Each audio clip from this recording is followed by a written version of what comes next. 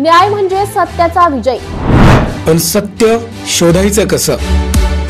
न्यायासाठीचा प्रवास सोपा आहे का? तुमच्या हक्कांची संपूर्ण माहिती आहे का? कायद्याचे गूढ उलगडणार, सत्य समजावून सांगणार तज्ञ वकील। महत्त्वाच्या कायद्यांपासून ते गुंतागुंतींच्या प्रकरणांपर्यंत स्पष्ट उत्तर, ठोस मार्गदर्शन। एक व्यासपीठ जिथे प्रत्येक प्रश्नाला मिळेल योग्य उत्तर।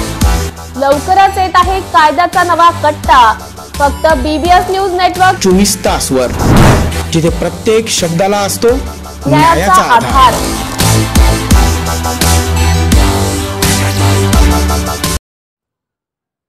सार्वजनिक गणेशोत्सवाच्या पूर्वतयारी संदर्भात शहरातील गणेशोत्सव पदाधिकाऱ्यांची बैठक मनपात संपन्न। नाशिक महानगरपालिकेच्या वतीनं दिनांक 27 ऑगस्टपासून सुरू होणाऱ्या सार्वजनिक गणेशोत्सवाच्या पूर्वतयारीकरिता शहरातील विविध सार्वजनिक गणेशोत्सव मंडळाच्या पदाधिकाऱ्यांची बैठक मनपामध्ये उत्साहात संपन्न झाली। या बैठकीस नाशिक महानगरपालिकेचे आयुक्त तथा प्रशासक मनीषा खत्री यांच्या प्रमुख उपस्थितीत होऊन मौलिक सूचनांची दखल आयुक्त यांनी घेतली। बैठकीत शहरातील विविध सार्वजनिक मंडळाच्या पदाधिकाऱ्यांनी उत्सव सुरळीत व यशस्वीपणे पार पाडावा यासाठी मौलिक सूचना मांडल्या। सार्वजनिक गणेशोत्सव महामंडळाचे अध्यक्ष समीर शेटे, माजी नगरसेवक गजानन शेलार, राजेंद्र बागुल, सुरेश दलोड, रामसिंग बावरी यांनी परवानगीसाठी एक खिडकी योजना, मिरवणुकीच्या मार्गावरील तसेच मंडप परिसरातील झाडांच्या फांद्यांची छाटणी, उत्सवाच्या काळात शहर परिसर पूर्ण वेळ स्वच्छ ठेवणे, गणेश भक्तांना पाण्याच्या पिण्याची व्यवस्था ठिकठिकाणी करणे, कायदा व सुव्यवस्था राखण्यासाठी पोलीस विभागाची सतर्कता तसेच वीज परवाना तातडीने उपलब्ध होणं, शहरात विविध ठिकाणी लोम करणाऱ्या ताऱ्या उघड्यावर असलेल्या डीपी सुरळीत करणे या संदर्भात सूचना मांडल्या। यावेळी आयुक्त मनीषा खत्री यांनी सर्व सूचनांचं स्वागत करून आगामी 2 दिवसात महानगरपालिकेचे अधिकारी प्रत्यक्ष फील्ड व्हिजिट करून सार्वजनिक गणेशोत्सव मंडळाच्या पदाधिकाऱ्यांशी समन्वय साधतील व गणेशोत्सव यशस्वी करण्यासाठी सर्वतोपरी प्रयत्न करण्यात येतील असं सांगितलं। या बैठकीस अतिरिक्त आयुक्त प्रदीप चौधरी, स्मिता झगडे, उपायुक्त अजित निकत, सुवर्णा दखणे, शहर अभियंता संजय अग्रवाल, अधीक्षक अभियंता अविनाश धरणाईत यांसह सर्व विभागाचे खाते प्रमुख उपस्थित होते।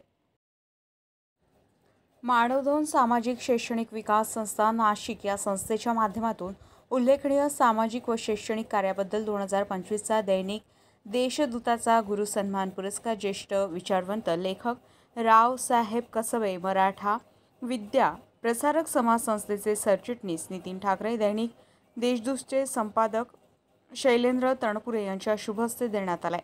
शैक्षणिक क्षेत्रात गुणवत्तापूर्ण शिक्षण व विविध राष्ट्र विकासाकरिता उपक्रम राबवून उद्याचा भारत निर्माण करण्याकरिता देण्यात आलेले योगदान याबद्दल हा पुरस्कार देण्यात आलाय। या कार्यामध्ये प्रत्यक्ष अप्रत्यक्षरित्या अनेकांनी योगदान दिले। तसेच गुरु म्हणून निसर्ग देवता, आई वडील, मला घडविणारे गुरु, चराचरातील विविध घटक तसेच माझ्या एकूण जीवन प्रवासात ज्यांनी गुरु म्हणून मार्गदर्शन, दिशादर्शक व ऊर्जा स्रोत म्हणून कार्य केले त्यांना व मानव संस्थेच्या माध्यमातून सुरू असलेल्या कार्यात लहान थोरांपासून ते मानव सेवकांपर्यंत सर्वांनी भरून योगदान दिले। त्यामुळे हा पुरस्कार आपण सर्वांना समर्पित करत आहोत। देशदूत परिवाराच्या तृणात सदैव राहू इच्छितो। जय भारत, जय मानव। आपला डॉक्टर प्रकाश सुखदेव कोल्हे, संस्थापक, मानवधन सामाजिक शैक्षणिक विकास संस्था नाशिक।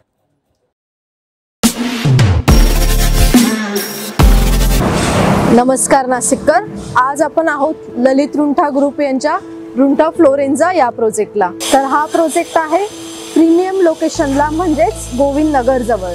या प्रोजेक्टमध्ये आपण 20हून अशा लक्झरियस अमेनिटीज दिलेल्या आहेत, जसे की वॉकिंग ट्रॅक, मल्टीपर्पज हॉल आणि यासारख्या भरपूर अशा युनिक अमेनिटीज।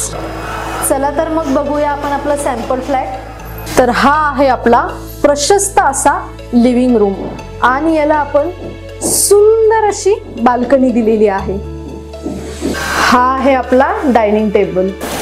तर हा आहे आपला किचन एरिया आणि आपण इथे किचन चॉपिंग काउंटर वेगळं दिलेलं आहे।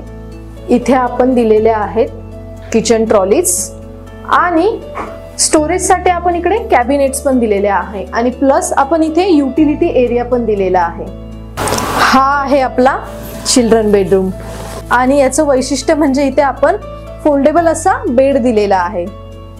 इथे आपण दिलेला आहे कॉमन वॉशरूम, ज्याला अटॅच आपण मिरर सुद्धा दिलेला आहे. हा आहे आपला मास्टर बेडरूम आणि ज्याला आपण अटॅच टॉयलेट आणि वॉशरूम दिलेला आहे. मग नाशिककर, कसा वाटला तुम्हाला आमचं सॅम्पल फ्लॅट?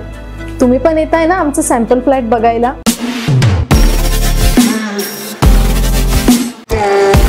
अमरावती जिल्ह्यातील चांदूर रेल्वे शहरासह तालुक्यातील अनेक लाभार्थी संजय गांधी निराधार योजना, श्रावण बाळ योजना व अपंग व्यक्तींना योजनेच्या गेल्या 7 ते 8 महिन्यांपासून मासिक मानधन खात्यावर जमा झाले नाही. त्यामुळे लाभार्थ्यांना मोठ्या आर्थिक अडचणींना सामोरे जावे लागत आहे. दैनंदिन खर्च, औषध उपचार व घरगुती जबाबदाऱ्या पार पाडणं कठीण झालंय. यामुळे आम आदमी पक्ष, शिवसेना, ठाकरे गट, कम्युनिस्ट पक्ष, जनता दल या पक्षाचे पदाधिकारी आक्रमक होत तहसील कार्यालयावर धडकले होते. आज आम्ही आम आदमी पार्टी, शिवसेना, उद्धव बाळासाहेब ठाकरे गट, भाकप, जनता दल असे पक्ष म्हणून एक निवेदन दिलं. आमच्याकडे अनेक लाभार्थ्यांची तक्रार आहे की त्यांना 6-6, 8-8 महिन्यापासून त्यांचं मानधन मिळालं नाही आहे. संजय गांधी श्रावण बाळ योजना आणि त्यांची अत्यंत हलाखीची परिस्थिती आहे. त्यांना औषधालाही पैसे नाही आहेत. त्या म्हाताऱ्यांनी जाव कुठे, ते यांच्या कार्यालयात चक्र मारतात. इथून त्यांना उत्तर बरोबर भेटत नाहीत. आज जे काही आधार कार्ड अमुक लिंक करायचे असेल बँकात, तर यांनी एक वेगळा कक्ष तयार करून हा निकाली काढायचा होता हा प्रश्न, पण यांच्याकडून ते काही झालेलं नाही आहे आणि त्यांना वाऱ्यावर सोडलेलं आहे. ती म्हातारी मंडळी आता जाऊ कुठं? आणि यांना न्याय न मिळाल्यामुळे आम्ही आज निवेदन दिलं. 22 तारखेपर्यंत त्यांचे 6-8 महिन्याचे पैसे आले तर ठीक, नाही तर 25 तारखेला बैठा सत्याग्रह या तहसीलदाराच्या दालनात आम्ही सगळे पक्ष, संघटना आणि ते लाभार्थी घेऊन इथे करणार. पावसाचा जोर अजून म्हणावा तसा ओसरलेला नाही. त्या पार्श्वभूमीवर आज राज्य आपत्कालीन नियंत्रण कक्षात जाऊन मुंबई शहर आणि परिसर तसंच राज्यातील इतर भागात मुसळधार पावसामुळे उद्भवलेल्या परिस्थितीची माहिती उपमुख्यमंत्री अजित पवार यांनी जाणून घेतली. यावेळी अजित पवारांनी आवश्यक त्या सूचना केल्या आहेत.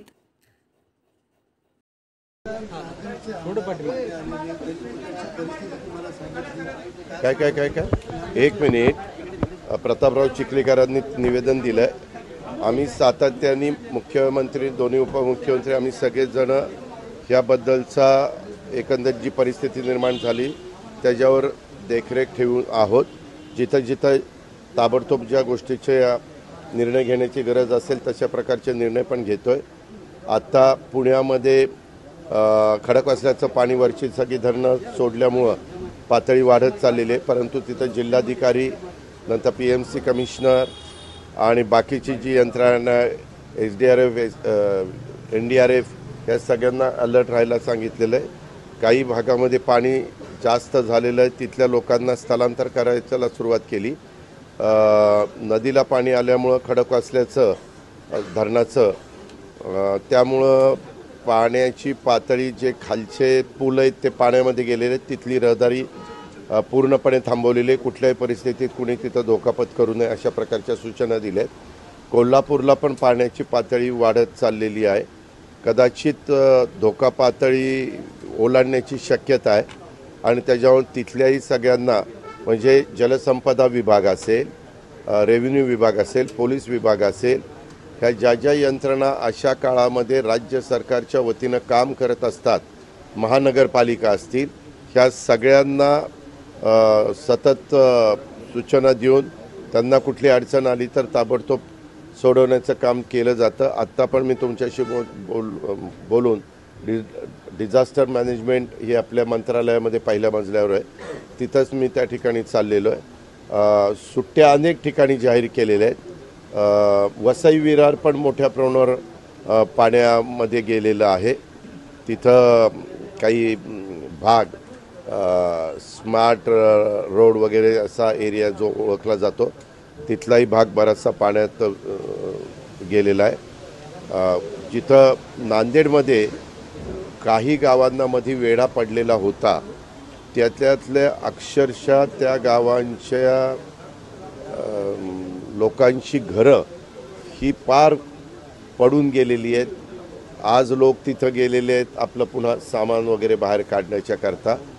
पण त्याच्या संदर्भामध्ये एकंदरीत सर्वे करून की बाबा ही परिस्थिती कायम राहणार आहे, जर कायम राहणार असेल तर आपण सातत्याने त्या लोकांना धोका येऊ नये म्हणून आपण त्यांचं स्थलांतर करतो आणि अशा सुरक्षित जागी त्यांना शिफ्ट करतो की जेणेकरून पुन्हा अशा प्रकारचा पाऊस झाला तर त्या लोकांना अडचण येता कामा नये।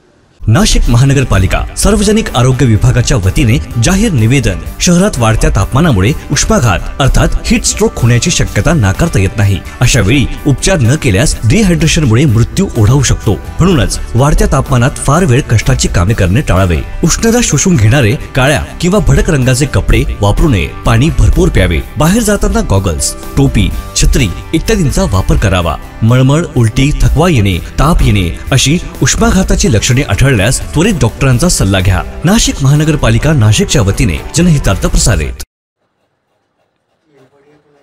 वाडी प्रकल्प अंतर्गत केंद्र सरकारकडून विशेष योजना लागू करण्यात आली होती। त्याचाच एक भाग म्हणून नंदुरबार तालुक्यातील नटावद येथील आदिवासी शेतकरी बांधवांना माजी आदिवासी विकास मंत्री तथा विद्यमान आमदार डॉक्टर विजयकुमार गावित यांच्या हस्ते 17 बचत गटांना शेळी वाटप करण्यात आले। नाबार्डच्या सहयोगाने राबवण्यात आलेल्या सांसन सकुल परियोजना अंतर्गत एकात्मिक आदिवासी विकास कार्यक्रम व वाडी प्रकल्प नंदुरबार अंतर्गत हा फळबाग लागवड प्रशिक्षण आणि शेळ्या वाटप कार्यक्रम घेण्यात आले। यावेळी माजी खासदार डॉक्टर हिणाताई गावित, जिल्हा परिषदेच्या माजी अध्यक्षा डॉक्टर सुप्रिया गावित, जिल्हा परिषदेच्या माजी अध्यक्षा डॉक्टर कुमुदिनी गावित यांची प्रमुख उपस्थिती होती। यावेळी माजी मंत्री आमदार डॉक्टर विजयकुमार गावित यांनी सांगितले की कामगार, मजूर, शेतकरी यांच्यासह सर्व दुर्लक्षित घटकांचा आर्थिक स्तर उंचावण्यासाठी शासनाने भरपूर योजना दिल्या आहेत। त्या योजना आणि कार्यक्रम गावागावापर्यंत पोहोचवण्याचं प्रामाणिक काम आम्ही आजपर्यंत केलं आहे। प्रत्येक गावातील प्रत्येक घटकांचा विकास करण्याचं आमचं हे कार्य यापुढे चालू राहील। वाटप करण्यात आलेल्या शेळ्यांच्या माध्यमातून दुग्ध व्यवसाय वाढीस लावता येईल। त्याचबरोबर बकऱ्यांची लेंडी, मूत्र याला सुद्धा औषध व्यवसायात महत्त्व प्राप्त झाले असल्याने आदिवासी शेतकऱ्यांनी त्याचाही लाभ घ्यावा असं आवाहन आमदार डॉक्टर विजयकुमार गावित यांनी केलेले आहे। भाजीपालो वेरी काय वेरी थोडंफार जागो वेरी शेवगा या चाडवे लागवी देणं केंडा केंडा भाजी आपो केई तर त्या फायदो कोलो मुलो उपे थोडी देवलो पोंगा पे तेंडा मी केलो त्या बी थोडाफार फायदा तुम्हाला भाज्या खा मिळणार हो व्यवस्थित आहे तर तो तुम्हा के जा तर एकीने आम्ही पोरान हिकूला पैसा ना लागता काय ना लागता तुम्हा काय डोली तुम्हाला दिवे ते बी चाले आश्रमशाळा काढ्या, वसतिगृह काढे, पोरान टाकी देऊ न तुम्हा डोली देऊ न बोकडे सांभाळत्या ठीक आहे की नाही आणि काम केलेला वेळ तो काम करू न एकीने ये मैं हिना ताई आख्यो या होगा आख्यो पीयू ताई आख्यो कि या दूध है ने या दूध है ये दूध है महत्व पण आपला लेंडिया है ना लेंडिया आपल्या लेंडी पावडर बनवते हैं। पावडर काय काय बनवते हैं तुम्हाला ओत्या तुम्हा पेने बनवते हैं हाँ त्याले तुम्ही सांभाळीत होऊ न मूत्र बी सांभाळीत होऊ न आणि आता आम्ही तुम्हा होगा हे की बोकडा खातो रे गोठो बनावा खातो अर्ज केलो हाँ गोठो सरकार दे हाती तो गोठा में हरकी थौदा बनावीने हाती होगा एपला लेंडा भी गोळा केता हवी एपला मूत्र भी गोळा केता हवी आणि तो वेचू न त्या भी पैसा मिले तुम्हाला आणि हर की चारो मारो जरा बारीक मकड्या देखा त्या बोकडे अर्ध्या ते हर की तरबेज जो जे हाँ चारो मारो आम्ही खेळ मिली तेव्हा आधी आज पाणी पोळी हा का हा ते तर एक जिल्ह्यात अनेक ठिकाणी भात शेती पाण्याखाली गेले 4 दिवस भात शेतात पाणी असल्यानं बळीराजाच्या चिंतेत वाढ। पाणी असंच राहिल्यास भात शेतीचे मोठे नुकसान होण्याची शक्यता।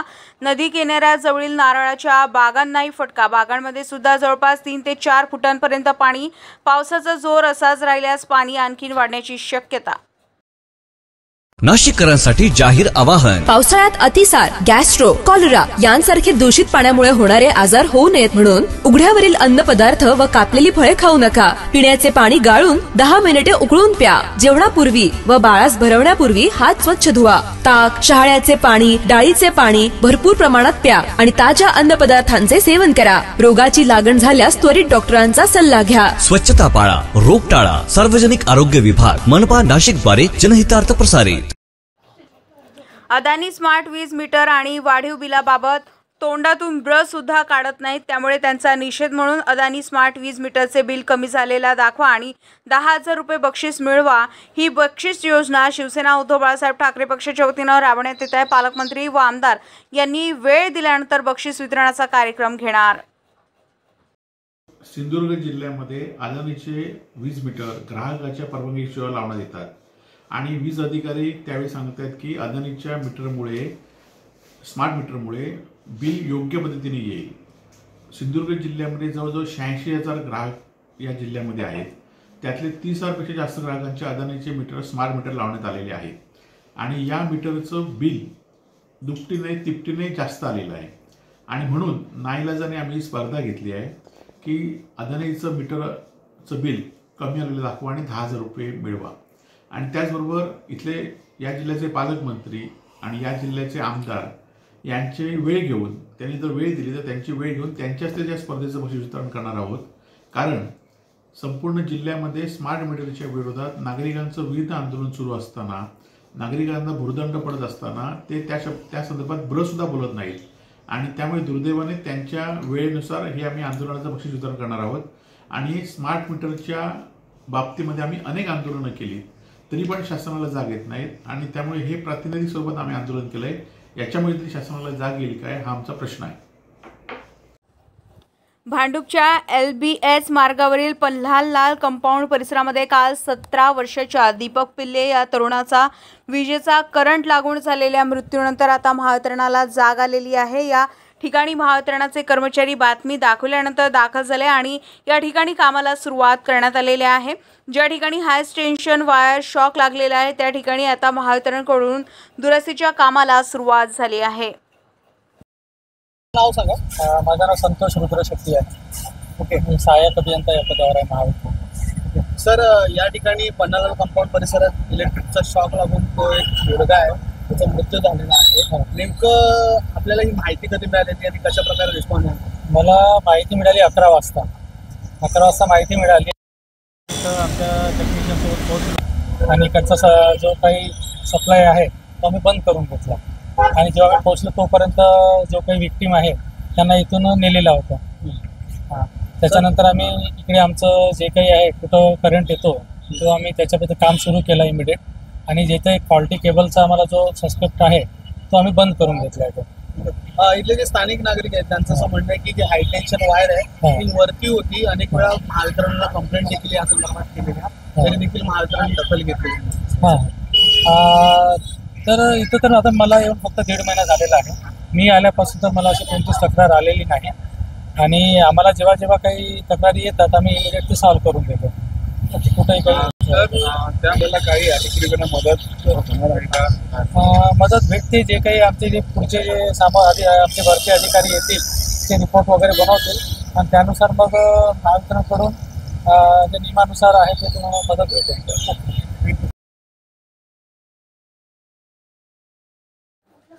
येवला तालुक्यातील पोळा सणाच्या लगबग सुरू झाली असून शेतकरी बांधव आपल्या शेतकऱ्यांच्या विश्वासू सोबत्याला म्हणजेच बैलजोडीला सजवण्यासाठी बाजारपेठेत मोठ्या प्रमाणावर खरेदीसाठी गर्दी करत आहे। याच पार्श्वभूमीवर बैल सजावटीच्या साहित्याच्या किमतीमध्ये यंदा 15 ते 20% वाढ झाली आहे। बाजारपेठेत पारंपरिक झूल, रंगीबेरंगी दोर, कवड्या, पितळ घंटा, मण्यांच्या माळ्या, टोप्या, शिंगांच्या झिलईसाठी लागणारे रंग व चमकदार कपडे मोठ्या प्रमाणावर दाखल झाले आहेत। माझं नाव अंजुम अत्तर आहे। यावर्षी 20% पोतर वाढ झालेली आहे बैल बाजारात पण तरी कसं बैल पोळा कमी होईल पण ते कसं लोकांचा उत्साह आहे त्यामुळे सण साजरा आम्ही पण माल घेऊन येतो पहिल्यापासून करतो म्हणून चालू आहे। 20% वाढ होईल यावर्षी। मी बाजीराव सुखदेव भड, राहणार धामोरी तालुका येवला येथील शेतकरी असून आम्ही बळीराजाचा सण मोठ्या उत्साहात साजरा करत आहोत। बळीराजाची जरी संख्या कमी झाली तरी पण येत्या 22 तारखेला होणाऱ्या पोळ्याच्या सणाला आम्ही मोठ्या उत्सुकतेने सामोरे जात आहोत। कारण काल 2 दिवसापूर्वी जो पाऊस झाला त्याच्यामुळे आम्ही सुकावलोय आणि सुगीचे दिवस आम्हाला येण्याची शक्यता आहे, म्हणजे चांगल्यापैकी पाऊस झाला आणि बळीराजासाठी आम्ही गळ्यातले गंठण, शिंगांचे गोंडे, कासरे, माटोटी सर्व प्रकारचं साजरं घेतलेलं आहे आम्ही। नाशिक महानगरपालिकेच्या सार्वजनिक आरोग्य विभागाच्या वतीने जाहीर आवाहन. गुइलेन बॅरे सिंड्रोम अर्थात GBS ला घाबरू नका, पण दक्षता घ्या. पाणी उकळून प्या. स्वच्छ आणि ताजे अन्न सेवन करा. शिजलेले व न शिजलेले अन्न एकत्रित ठेवू नका. लक्षात ठेवा, अचानक पायात किंवा हातात कमजोरी किंवा लकवा, चालताना त्रास किंवा अशक्तपणा, बऱ्याच दिवसांपासून डायरिया अशी लक्षणे आढळल्यास त्वरित डॉक्टरांचा सल्ला घ्यावा व तात्काळ उपचार सुरू करावा. सार्वजनिक आरोग्य विभाग, मनपा नाशिक द्वारे जनहितार्थ प्रसारित. कल्याण खाडीच्या पाणी पातळीत वाढ. खाडी किनारी राहणाऱ्या नागरिकांच्या घरासह तबेल्यामध्ये खाडीचे पाणी. तबेला मालकांनी म्हशी गोविंदवाडी बायपास पुलावर बांधल्या. रायते नदी परिसरात अडकलेले नॅशनल हायवेचे 30 कामगार पोकळांच्या साहाय्याने सुखरूप बाहेर काढण्यात आले. काही नेते संकट आल्यावर गायब होतात, परंतु एकनाथ शिंदे हे परिसरातील पावसामुळे उद्भवणाऱ्या परिस्थितीवर सतत लक्ष ठेवण्यात शायना NC है इतना। जब कोई भी आपत्ति होती है तो लोग क्या चाहते हैं? वो चाहते हैं कि उनके नेता जो है कंफर्ट जोन में नहीं, लेकिन जब कोई क्राइसिस है जहां इतना पानी है, इतना क्लॉगिंग है, वो वहां आए, उनकी जनता की बात सुने और देखे कि किस ढंग से प्रशासन काम कर रहे हैं। पिछले 2 दिन से आदरणीय एकनाथ जी शिंदे ने ये ठान लिया कि हर एक नागरिक का कॉल स्वयं उठाएं, देखे कि इमरजेंसी कंट्रोल रूम में जाए, BMC में, मंत्रालय में, और देखे कि ऑन ग्राउंड सिचुएशन क्या है। थोड़े नेता ऐसे भी हैं जो रनअवे लीडर्स हैं, जो गायब होते हैं ऑन ग्राउंड जब कोई भी क्राइसिस होता है। सवाल ये उठता है, क्या वो कोई 5 स्टार में चेक इन है, या फिर वो सिर्फ ये विनंती कर रहे हैं कि फॉरेन टूर्स और ऐसे सवाल कि ये एक PR एक्टिविटी है जो मुंबईकर को इससे कोई लेना देना नहीं। मुंबईकर को सिर्फ चाहिए सही जवाब। जहां 525 पंप्स है वहां BMC हो, फायर ब्रिगेड हो, प्रशासन साथ में, हमारे एकनाथ जी शिंदे जो पिछले 45 घंटे से हिले नहीं, ये जितनी भी सिचुएशन है मुंबई में वहां वो बरकरार काम करते रहे हमारे लिए।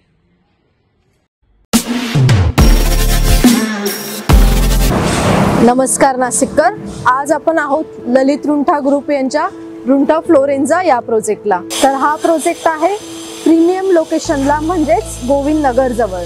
या प्रोजेक्टमध्ये आपण 20हून अशा लक्झरियस अम्युनिटीज दिलेल्या आहेत, जसे की वॉकिंग ट्रॅक, मल्टीपर्पज हॉल आणि यासारख्या भरपूर अशा युनिक अम्युनिटीज. चला तर मग बघूया आपण आपला सॅम्पल फ्लॅट. तर हा आहे आपला प्रशस्त असा लिव्हिंग रूम आणि याला आपण सुंदर अशी बाल्कनी दिलेली आहे. हा आहे आपला डायनिंग टेबल. तर हा आहे आपला किचन एरिया आणि आपण इथे किचन चॉपिंग काउंटर वेगळं दिलेलं आहे.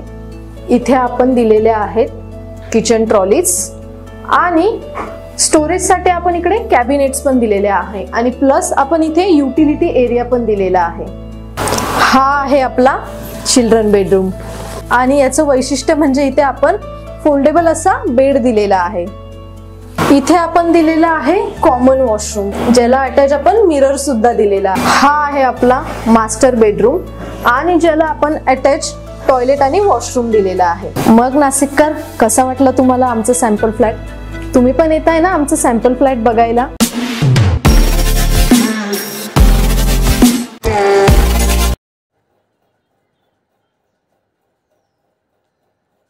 रोहित पवार व शशिकांत शिंदे यांच्या नेतृत्वात मोर्चामध्ये महाविकास आघाडीचे अनेक कार्यकर्ते उपस्थित. संजय शिरसाट यांच्या राजीनामा मागण्यासाठी मोर्चा. बेलापूर येथील सिडको कार्यालयावर धडक मोर्चा. मंत्री संजय शिरसाट यांनी सिडकोमध्ये भ्रष्टाचार केल्याचा आरोप. सर, आज सिडकोवर आंदोलन करतायत. शिरसाटसाठी सगळं जे आहे भूखंड देण्यात आलं, काय प्रकरण नेमकी आज सिडकोवर मोर्चा काढताय आपण? एक तर काही दिवसांपूर्वी शशिकांत शिंदे साहेबांनी एक मोठा मोर्चा काढला होता. त्याच्यामध्ये इथं असणाऱ्या भूमिपुत्रांचे मुद्दे त्यांनी मांडले. त्याच्याच बरोबर शशिकांत शिंदे साहेबांच्या मार्गदर्शनाखाली व सर्व इतर मित्र पक्षांच्या पाठिंब्याने खरं तर आम्ही मोर्चा मोठा काढणार होतो. पावसामुळे तो आम्ही कॅन्सल करून फक्त भेटायला निघालो, तरी सुद्धा एवढे लोक इथं आले. याच्यामध्ये आम्ही जो मुद्दा घेतोय तो म्हणजे बिवलकरांचा मुद्दा घेतोय की जेव्हा शिरसाटांना म्हणजे जेव्हा आचारसंहिता 2024च्या इलेक्शनची लागण्यापूर्वी 15 दिवस त्यांना तिथं पद दिलं. कशाचं? तर सिडकोचं चेअरमन पद दिलं. आल्या बँड बाजा वगैरे आपण सर्वांनी बघितलं असेल, हळ तूर वगैरे तुरे त्यांना दिले आणि तिथं पहिल्या बैठकीत त्यांनी काय केलं असेल तर बिवलकरांना 5,000 कोटी रुपयाची जमीन त्या ठिकाणी देऊन टाकली. आता ती जमीन त्यांना देण्यासारखी होती का? आता अजिबात नाही, कारण त्याच्यावर ताबा आणि मालकी ही शासनाची आहे. इथं जर आपण बघितलं तर कितीतरी 6-7 महिने झाले इथं भूमिपुत्र हे उपोषण करत आहेत, त्यांना तिथे न्याय नाही, अनेक वर्षांपासून न्याय नाही. आणि इथं बिवलकरांनी फक्त पैसा दाखवला, हिरवा रंग पैशाचा दाखवला आणि त्याच्यात तिथं सह्या झाल्या. याच्यात खूप मोठा भ्रष्टाचार झालाय आणि 5,000 कोटीवर हा भ्रष्टाचार थापेल असं नाही, हा 50,000 ते 60,000 कोटीवर जाईल. कारण बिवलकरांची अशी म्हणजे तशी डायरेक्ट नाही, सरकारच्या नावी असणारी जमीन ही 4,000 एकरच्या आसपास आहे आणि आकडा जर काढला तर तो खूप मोठा होतो. त्यामुळे शिरसाटांना राजीनामा हा द्यावाच लागेल. आता आम्ही जाऊन अधिकाऱ्यांशी चर्चा करणार आहोत, त्यांना पत्र देणार आहोत आणि आज जर आम्हाला सकारात्मक या सामान्य लोकांच्या बाजूने उत्तर जर नाही मिळालं तर शशिकांत शिंदे साहेबांच्या मार्गदर्शनाखाली गणपती उत्सव तिथं झाल्यानंतर खूप मोठा मोर्चा आम्ही तिथं काढू.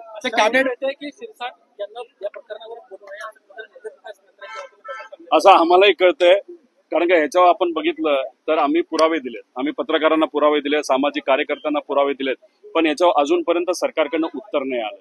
त्याच्यातच मला असं कळतंय उदय सामंत साहेबांनी उडता एक उत्तर दिलं, कागद आम्हाला बघावं लागतील. म्हणजे 100% याच्यामध्ये काळबेरं झालंय हे आम्हाला माहिती आहे आणि त्यांच्याकडनं कुणी उत्तर दिलं, त्यांच्या हिंमतच नाही. आम्ही ओपनली चॅलेंज केलं होतं, तुमच्यात जर दम असेल तर तो तुम्ही तिथं दाखवून द्या आणि आमच्या विरोधात नाही तर आम्ही जे मुद्दे मांडले ते खोडण्यासाठी तुम्ही पत्रकार परिषद घ्या. पण नाही, पण तुम्ही म्हणता ते खरंय. आम्हालाही असं कळतंय की वरून सांगण्यात आलंय शिरसाटांना की तू काय बोलू नको, बोललाच की आपण अडचणीत येऊ, त्यामुळेच कदाचित ते आता बोलत नाही. असू शकतो. आता 5,000 कोटी काय सगळेचे सगळे शिरसाटांना मिळालेत असं नाही, 10% तरी काढलं ते 500 कोटी असतील. कदाचित विट्स हॉटेल जे छत्रपती संभाजीनगरचे ते कदाचित ते 60-70 कोटीला घ्यायला निघाले होते आणि जमिनी त्यांनी खूप घेतल्या, तर 100-150 कोटी रुपये कदाचित हे शिरसाटांना मिळाले असतील. घोटाळा म्हणजे सरकारचं नुकसान 5,000 कोटीचं आणि या सर्व नेत्यांचा फायदा हा 500 ते 1,000 कोटीचा 100% तिथं झालाय आणि तोच पैसा हा इलेक्शनमध्ये आमच्या विरोधात, लोकशाहीच्या विरोधात तिथं वापरला गेला. तालुक्यात मागील 8 दिवसापासून सतत झालेल्या अतिवृष्टीमुळे तालुक्यातील नदीकाठावरील शेतकऱ्यांच्या पिकांचे अतोनात नुकसान होऊन अनेक ठिकाणी पशुहानी व मोठ्या प्रमाणात घराची पडझड झाली आहे. त्यामुळे हिमायतनगर तालुक्यासह शहरातील जनजीवन विस्कळीत झाल्यामुळे या सरकारने तालुक्यातील नुकसानग्रस्त भागातील शेतकऱ्यांना हेक्टरी 1 लाख रुपयाची तात्काळ मदत जाहीर करून तालुक्यातील महापुरामुळे पीक व जमीन पूर्णतः बाधित झाले असून त्या नुकसानग्रस्त भागाचे तात्काळ सर्वे करून त्याचे पंचनामे करा व घराच्या पडझडीचे सर्वे करून त्यांना तात्काळ मदत जाहीर करा अशा मागण्यांसाठी हिमायतनगर येथील महाविकास आघाडीकडून आज हिमायतनगर तहसीलदार यांना लेखी निवेदन देऊन मागणी करण्यात आली आहे. यावेळी हिमायतनगर तालुक्यातील महाविकास आघाडीचे असंख्य कार्यकर्ते व पदाधिकारी मोठ्या संख्येने उपस्थित होते. हिमायतनगर तालुक्यात मागील 3-4 दिवसापासून जो सततचा पाऊस, अतिवृष्टी आणि पूरबाधित जे गावं आहेत त्याचा सर्वांचा सर्वे आपण सुरू केलेला आहे. पंचनाम्याचे आदेश देण्यात आलेले आहे. शासनाच्या तिन्ही यंत्रणा, महसूल विभाग, ग्रामविकास विभाग आणि कृषी विभाग हे सगळे आज फील्डवर आहेत. मी स्वतःही फील्डवर होते, आमचे SDM साहेब फील्डवर आहेत, कलेक्टर साहेब फील्डवर आहेत. आपल्या ज्या आत्ताच्या भावना आहेत त्या आम्ही शासनापर्यंत निश्चित पोहोचू. पूर परिस्थितीमुळे जी पिकांचे नुकसान झालेले आहे त्याच्या बाबतीत पंचनामे सुरू झालेले आहेत. जी घरपडझड झालेली आहे, अंशतः घर, पूर्णतः पडझड, कच्ची घरं याचा सुद्धा सर्वे सुरू झालेला आहे. हिमायतनगर शहरात आणि ग्रामीण भागात देखील अनेक घरात लोकांच्या पुराचं पाणी जाऊन नुकसान झालेलं आहे, त्याचे देखील पंचनामे आपण सुरू केलेले आहेत. आपली जी मागणी आहे ती निश्चित आम्ही शासनापर्यंत लवकरात लवकर पोहोचवू आणि आपली सर्व यंत्रणा, प्रशासन हे ग्राम पातळीवर शेतात आहे याची मी निश्चित आपल्याला सर्वांना हमी देते की आपली जी काही नुकसान झालेलं आहे त्यांना आमच्या वतीनं पंचनामा करून लवकरात लवकर शासनापर्यंत, कलेक्टर ऑफिसपर्यंत आम्ही आमची पंचनाम्याचे जे रिपोर्ट्स आहेत ते सादर करू. शेतकरी बांधवाच्या वतीने तसेच महाविकास आघाडीतर्फे आज आपण तालुका दंडाधिकारी यांना सर्वांच्या साक्षीने निवेदन दिलेलं आहे. या सततच्या पावसामुळे आताच माझ्या अगोदरच्या वक्त्याने सांगितलं की माझं तरी म्हणणं आहे की नदीकाठच्या लोकांना जे आता माने म्हणले 1 लाख रुपये प्रमाण पैसे भेटले पाहिजेत. आज 4 दिवस झालं त्यांचं सोयाबीन हे पाण्यात आहे आणि सोयाबीनवर 2-3 दिवस पाणी राहिले की सोयाबीन येत नाही. आपलं तरी पूर येऊन गेला तरी सोयाबीन थोड्याफार प्रमाणात ते सोयाबीन येते. तरीही शासनाला परत तेच विनंती करतो की नांदेड जिल्ह्याचा महाराष्ट्रामध्ये पहिला नंबर म्हणलं तरी चालते आणि त्याच्यामध्ये हिमायतनगर आणि हदगाव त्यांना पुरेपूर मदत हे मिळाली पाहिजे आणि जे घरं पडलेले आहेत आणि जनावरं वाहून गेलेले आहेत काही लोकांची, यांची पण आताच आमच्या आपल्या पतंगे साहेबांनी सांगल्याप्रमाणे त्यांची सुद्धा नुकसान भरपाई भेटावी यासाठी आपण इथं सगळे सर्वांचा एक आवाज राहू द्यावा आणि सर्वांना सरसकट म्हणजे माझ्या मनाचा कुणाचाही दुजाभाव न करता सर्वांना हे शासनाची आणि या आपत्कालीन परिस्थितीतून वाचण्यासाठी शेतकऱ्याला पुरेपूर शासनाने मदत करावी अशी आम्ही विनंती अर्ज मॅडमकडे दिला आहे. तरी ते शासनाला कळवतील आणि आता जास्त काही बोलण्याचा अर्थ नाही. तर सर्वांना आता पुढची परिस्थिती सर्वे आल्यानं गावात पद्धतशीर आपण सर्वे करून घ्यावा. सरसकट मुलं तर वांदा मिटलं, नाही तर मग एखाद्या गरीबाचे राहू देऊ नका. सर्वात सरसकट करा म्हणून आपण कराय म्हणणार नाही, पण याच्यामध्ये यायचे काय निघते काय. शिवाजी सावंत हे आपल्या समर्थकांसह 2 दिवसात भाजपमध्ये करणार प्रवेश. मुख्यमंत्री देवेंद्र फडणवीस यांची काल भेट घेत शिवसेना पदाधिकाऱ्यांनी घेतलाय निर्णय. मुख्यमंत्री देवेंद्र फडणवीस यांच्या उपस्थितीत 2 दिवसात शिवाजी सावंत, माजी उपमहापौर दिलीप कोल्हे यांच्यासह शिवसेना पदाधिकारी, युवा सेना, महिला आघाडीचे पदाधिकारी करणार भाजपमध्ये प्रवेश. जिल्ह्यातील शिवसेना शिंदे गटात अंतर्गत कंटाळून शिवाजी सावंत यांच्यासह 40 पदाधिकाऱ्यांनी शिवसेना शिंदे गटाचा राजीनामा दिला होता. जिल्ह्यात शिवसेना शिंदे गटाला अंतर्गत गटबाजीचा मोठा फटका. आगामी सोलापूर महानगरपालिका पंचायत आणि झेडपी निवडणुकीच्या पार्श्वभूमीवर भाजपची शिवसेनेवर कुरबुडी. बघा, मतभेद आहेत ते नक्की संबोधण्याचा वरिष्ठांनी प्रयत्न केलेला आहे, पण नक्की दुखतंय कुठे हे कुणालाच कळी नाही. कारण आमचे कौटुंबिक वादातनं हे सगळं घडतंय की शिवसेना पक्षामध्ये यांना पाहिजे असलेली एकाशाही पाहिजे म्हणून हे सगळं घडतंय. हे काय गोष्टीत शेवट पक्ष हा सगळ्यांचा पक्ष आहे, पक्ष कुणा एकट्याचा नाही आहे आणि पक्षामध्ये मालक कोणी होऊ शकत नाही. पक्षामध्ये सगळे समान आहेत आणि या भावनेतनं जर आपण सगळे राहिलो तर मग पक्षामध्ये अशा गोष्टी होणार नाहीत. आणि आता त्यांनी ज्या पक्षात प्रवेश केलेला आहे त्या पक्षाला तर शिस्तीची खूप गरज आहे असं सांगितलं जात आहे आणि तिथं जाऊन आता नक्कीच मला वाटतंय की काही लोकांना शिस्त लागल्याशिवाय राहणार नाही. ओके, संघटनाने पक्षाची स्थिती सांगितली, 15 दिवसानंतरही वरून काय त्याचं आम्हाला बोलावणं आलं नाही. त्यामुळे मी आता काल परवा शनिवारी आम्ही माढा जगदाळ मंगल कार्यालयात सर्व पदाधिकारी, मग मोहोळ असेल, माढा असेल, पंढरपूर असेल, करमाळा असेल, अशा सर्वच कार्यकर्त्यांची मिटिंग त्या ठिकाणी घेतली आणि कार्यकर्त्यांना आणि पदाधिकाऱ्यांना विचारलं आपली पुढील दिशा काय ठरवायची. मग अनेकाच्या बोलण्यामध्ये की आपण आता इतकं होऊन देखील यांना वरच्यांना संघटनेच्या बाबतीमध्ये काही करायचंच नसेल तर आपण भाजप या पक्षामध्ये प्रवेश करायचा असं सर्वानुमत ठरलं आणि त्याप्रमाणे आम्ही काल माननीय पालकमंत्री गोरेसाहेब शिवाजी सावंत सरांची भेट झाली. त्यांनी सांगितलं की बाबा तुम्ही भाजपमध्ये या. त्याप्रमाणे सरांची आणि काल ज्या वेळेला मुख्यमंत्री या ठिकाणी आले त्यावेळेला माननीय पालकमंत्री आणि मुख्यमंत्र्यांची भेट घालून दिली आणि सविस्तर चर्चा केली. त्यानंतर 2-3 दिवसामध्ये मुंबईला बोलवतो, चर्चा करूया, प्रवेश कुठं घ्यायची याची चर्चा करून निर्णय घेऊ. कोण कोण प्रवेश करणार आहे त्यामध्ये? परत जो सगळे 40 लोकांचे राजीनामे दिले ते म्हणजे पूर्णच लोक आहेत. तानाजी सावंत वगैरे ते पण, शिवाजी सावंत वगैरे पण आहेत. शिवाजी सावंत मी सांगितलं ना, त्यांनी सांगितलं प्रेस घेऊन तुम्ही निर्णय सांगा आपला काय झाला. ओके.